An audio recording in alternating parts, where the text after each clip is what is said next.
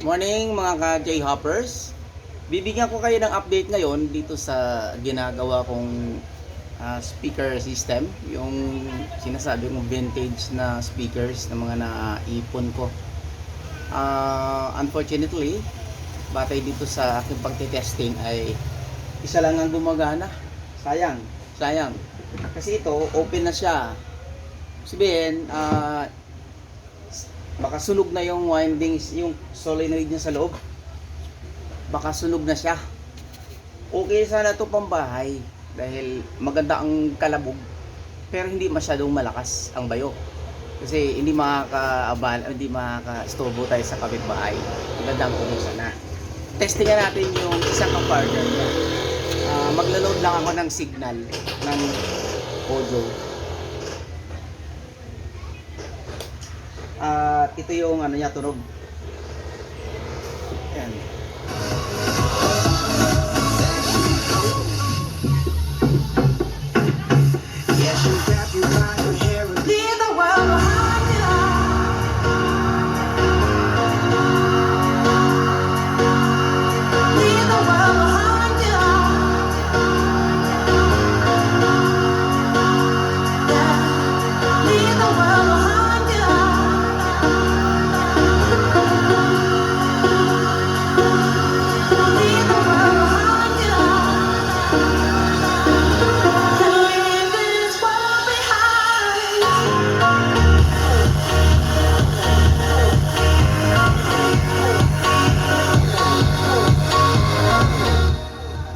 So yan ay dual pa lang yan.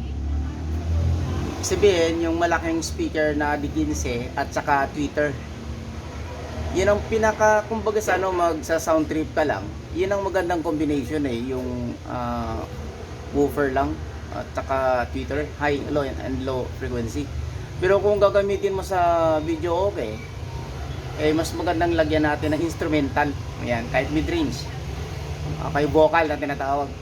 Para pagka may kumakanta, magiging audible yung boses ng kumakanta. Kasi ang audible sound natin ay nasa 20 Hz to 20,000 kHz. So yung ano na yun, yung mga frequencies na yun, dinidivide yan. At ang gumagawa niyan yung tinatawag na dividing network. So papalabas yung iba-ibang frequencies na batay dun sa akma dun sa pandinig natin. So kung sound tripping lang, kagaya nito, ang gagawin mo, so, patutugtog ka lang.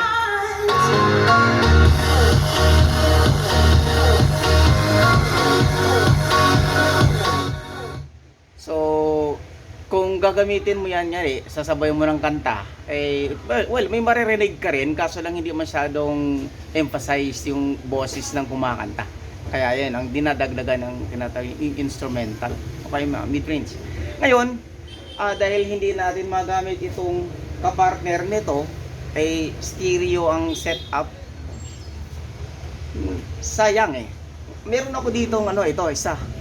Ito ay D15 din. Kaso lang, 400 watts ito. Ito nasa 50 watts lang ito Hindi sila pwedeng i-partner. So sayang itong dalawa kong speaker, hindi ko magagamit. Siguro magagamit ko to, solo lang siya, parang pwedeng gawing center speaker. Kasi ang classification naman siya nasa instrumental man siya, hindi naman sa woofer. So ganyan lang ang tunog niyan. Yan.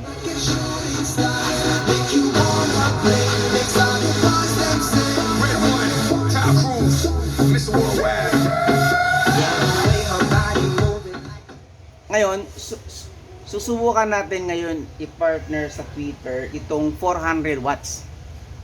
Grabe itong 400 watts, napakalaki ng bigat nito. Ito po. Yan. Ganun kalaki ang magnet. Ikumpara naman natin sa magnet nito, ang liit lang. Kaya pagdating sa lakas, mas malakas talaga. Subukan natin itong lakas nitong isang nating 400 watts natin na speaker. Subukan natin. Pero kahit sa ang amplifier naman, itong ang Concert 502, kaya mag-drive nito ng ideal na nasa 160 watts hanggang 360, 300 gano'n. Pero ito 400 watts ito eh. So mas maigi na rin, pero hindi pwedeng isagad kahit anong amplifier. Kaya ito naman advice lang sa mga mahilig sa sounds, lalo na yung mga bago nagkaroon ng amplifier, huwag yung todo. Huwag yung sagad sa maximum, yung maximum threshold niyan, dahil it's either bibigay una ang speaker or mas mahal pag amplifier ang bumigay. Kaya dapat hanggang mga malakas na masyado siguro yung 75%, mga 3 o'clock position ng kanyang volume control. Or hanggang pinaka safe alas 2, alauna, yan. Kasi malakas na yun, alas 12 pa lang malakas na yun eh. Ibig sabihin alas 12 yung position ng volume control. Yan. Ay kung sa loob lang din naman ng bahay, malakas na yung mga 11 AM position. Kung sa open ka naman na area, pwede hanggang alas 12, alauna, alas 2. Pag inalas 3 mo na yan, sobrang lakas na talaga nun. So depende sa speaker kasi may matching pa rin kasi yan eh. Depende sa impedance. So kunyari, yung 4 ohms mo na binibigay ng amplifier mo, ang required na is 8 ohms, lalagyan mo ng 4 ohms, tutunog yan. Kaso lang, sisipain niya yung 4 ohms or yung amplifier ang sisipain. Kasi depende sa wattage nun. Kapag 4 ohms kasi ang ilalagay mo na impedance ng speaker at naka-set ang yung amplifier sa 8 ohms, dapat mababa lang ang volume mo. Mahihirapan kasi i-drive nung amplifier yung 4 ohms. Parang ang mangyayari kasi medyo magiging shorted yung power output transistor. Sirap siya. Or kung mababa ang wattage ng 4 ohms mo, sisipain ng amplifier, sunog yun. Kaya kung alamin natin kung ang ilalagay natin na speaker sa ating amplifier 4 ohms, 2 ohms, 8 ohms, 16 ohms. Yan, madalas naman kasi mga nasa 8 ohms kasi yan eh. At lalo na ito dual coil naman siya, 8 plus 8, ang iba naman 4 plus 4. So kung 4 plus 4 yung yung coil mo, isi-series lang yung dalawang coil ng na 4 ohms, magiging 8 ohms siya at doon mo itatap sa amplifier mo 8 ohms ang requirement. So ganun po yun. Kaya may mga may mga safety measures din. So subukan natin itong dikinsin natin na 400 ohms, pero hindi natin i-maximum ang level ng volume setting kanina dito sa nasa 50 watts lang ito eh. Sige, pareho lang. Subukan natin. Lagyan natin ng music.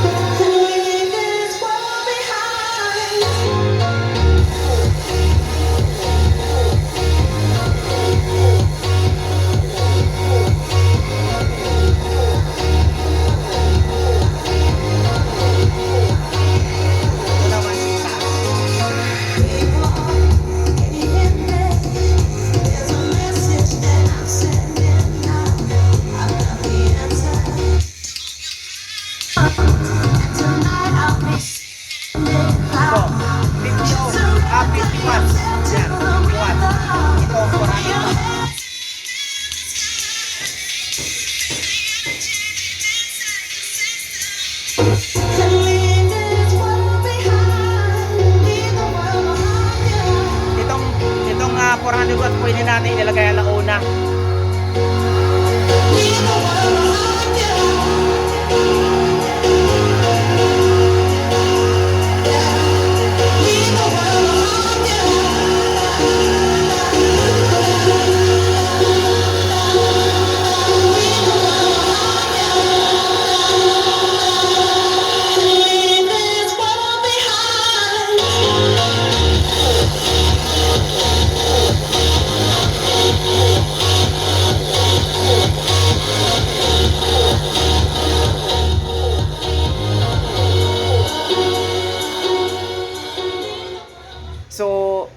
makikita at maririnig natin yung kaibahan ng tunog, yung talagang normal na tunog na hindi masakit, walang garalgal.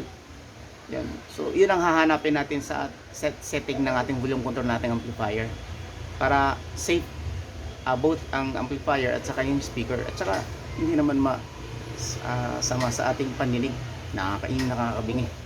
Maliban naman kung nasa battle of sounds tayo, yun talaga.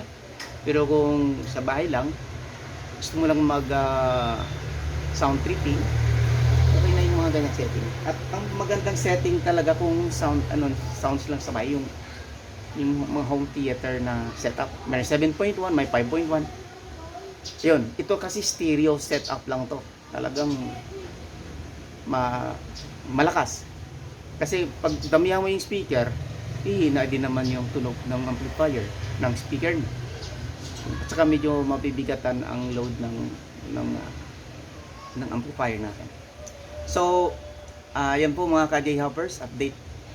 Done na tayo dito sa ating project na vintage na speaker na D15. Sayang. Okay sana ito pang bahay. So, anyway, ang purpose ko lang din naman ay makashare din naman sa mga kagaya kong mga hobbyists, yung mga mahilig sa mga electronics, mahilig sa mga music, sa sound. Sana nakapag-share ako ng konting idea, kaalaman sa mga lalo sa mga beginners. Kasi sa mga expert talaga sa electronics, sisiw sa kanila yung mga ito. Lalo yung mga nagsiset up ng sounds. So, maraming salamat at ang susunod nating gagawa naman ng video yung inaayos ko na isang amplifier pa. I think itong Concert 502 ko okay na siya. Pwede ko nang ibenta sa gustong bumili. Nasa reasonable price naman. Yan. So, message lang ako at sundan nyo yung aking YouTube. Doon ko ina-upload yung mga mahahabang videos ko. Yan, para may ma-share din naman ako sa inyong ideas. And also, ang gusto ko rin i-share about mga health and wellness. Yan.